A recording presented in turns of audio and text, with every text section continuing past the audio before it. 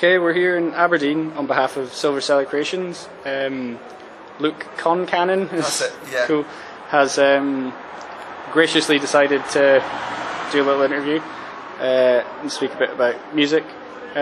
So, first question, why is it you chose an intimate gig tonight rather than like a big venue? Well, really it was just so I'm doing an album on my own, under my own name, and people know me from Nizlopi and the JCB song. So if Nizlopi do a gig, maybe we might sell 600 tickets or however many. But if Luke Concannon does a gig, tonight maybe I sold 40 tickets. So it's quite grassroots with my new stuff. Cool. So from a singing perspective, I noticed you're doing a lot of like falsetto tonight. It sounded like you had pretty decent control of your falsetto. I know it's a thing a lot of people struggle with. Is there any advice to singers out there on like how to hit those high girly notes when you're a guy? Sure. Well, I think really it just comes over time. Singing is just like any other sort of set of muscles. It's like, if you run every day, then suddenly you'll be like, God, I can run 3 miles in, whatever time. And so I think it's a bit of a gift, really. Like one day I thought I'm going to belt out in this key, and suddenly my voice was like, I can't believe what I've just learned. Those notes were there, and so I think if you just sing and you go for things, then you find that they're there. And then also, I go to a singing teacher, and so everyone needs a bit of help, kind of. I think after a while, it depends what you're looking for. If you really want to be a singer, then sometimes you need a few lessons. Yeah. Cool. Okay. So third question. I'll keep it short. What got you into music in the first place? Into playing music. Well, my family, my dad's side are Irish, and we're very close. So there's lots of family parties from the age of 0 where everyone will be playing and singing. Okay. And my nan would say that, if I sang Dublin in the Rare Old Times at the age of, I don't know, whatever, I was 6 or something, then pretty young.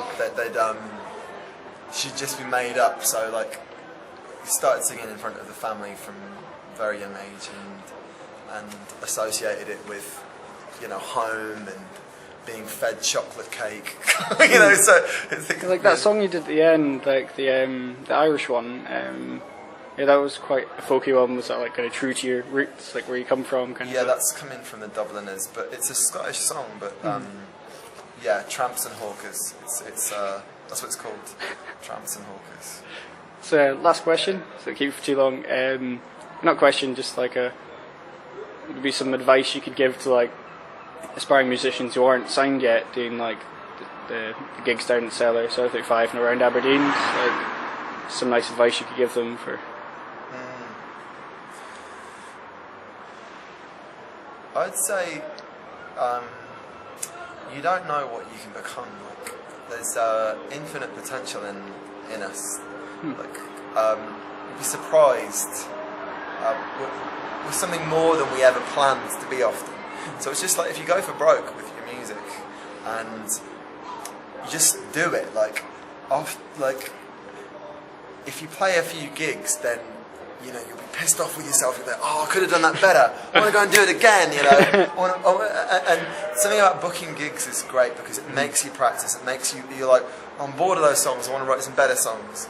So there's something about actually putting the gigs in. Something about giving it everything you've got, and I think there's something about art as service. If you're doing it as a service to other people, it keeps you grounded. And it doesn't make you get off stage and be totally ungrounded and just want to get totally wrecked to sort of forget all the crazy emotions that are in you. If it's a service like the old bardic tradition here in Scotland, which is that art is meant to, give people insight, truthfulness. We're meant to tell the truth, free people up, give beauty, joy, to serve.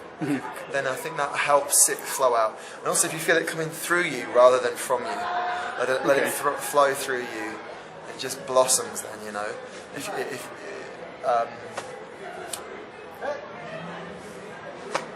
yeah, cool.